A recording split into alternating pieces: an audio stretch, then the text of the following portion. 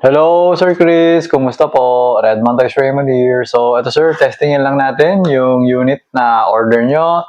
The KJ Works KP07 1911 MEU TAN Airsoft Gas Blowback Pistol. Okay?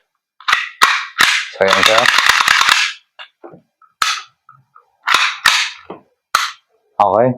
So, ito, testing the mag that came with the unit and the extra magazine. Okay? So, yung extra mag, ano yung extra mag? Ito yung sticker. Pero parehas naman sila basically. So, parang nandito lang sa ilalim yung isa, tapos yung isa nandito sa gilid. Tama ba ako? O parang alam ko yung extra mag ito eh. Tapos ito yung stock sa ilalim nila nilalagay. Okay? So, nilagyan ko na ng konting bala and dinigyan ko na rin sila ng gas. Okay? So, yan. Wala naman singaw. Walang tunog, di ba? Okay. So, here's the chrono. Okay? FPS test muna natin. Tapos, FPS and blowback, no? Para malaman ko kung malakas ba yung blowback. Kasi baka mamaya, malakas yung FPS tapos support yung blowback. Pero, never pa naman nangyari yun. Okay? So, to unit, no? Tapos, mag-accuracy test ako. So, meron tayong test, ito? Target box, okay? Tapos, the target box is the distance of 2.3 meters.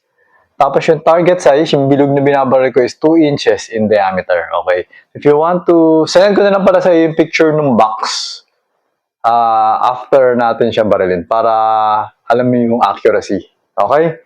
So, inserting, yung mas marami. Ito muna. Inserting one of the mags. Okay. Always remember to keep your trigger finger out. Make sure that the muzzle is always pointed at the safe direction. Okay. So, ngayon, adjustable pala yung, yung sights, no? Ayan, adjustable. So, meron to kasamang allen.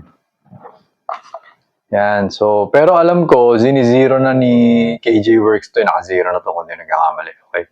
So, yan. Testingin natin yung ambidextrous na thumb safety. Okay. Yan. So, yan. Naka-safety yan. So, hindi puputok. Okay.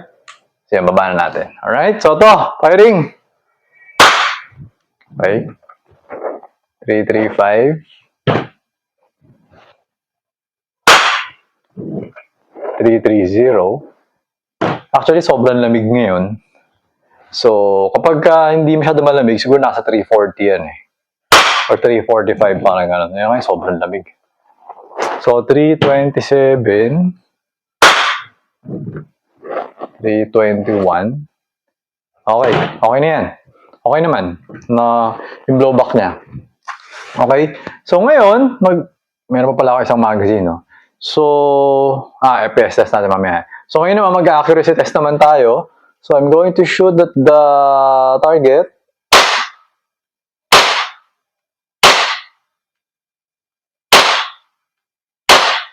Okay. So, lahat naman ng binutok ko, nasa loob ng bilog.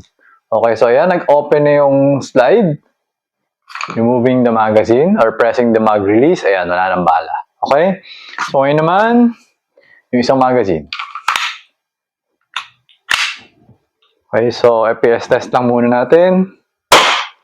Okay, 309. Check natin kung tataas ba. Dapat tataas, yan. Yung pangalawang shot. Kasi pag bago, ganun. Minsan medyo mababala na konti. Yan. So, yan. Parang medyo nag-normalize na siya. Okay. 324.4. Okay. Tapos, hindi ko alam kung ilan po yung bala, pero babarili ko na rin yung target.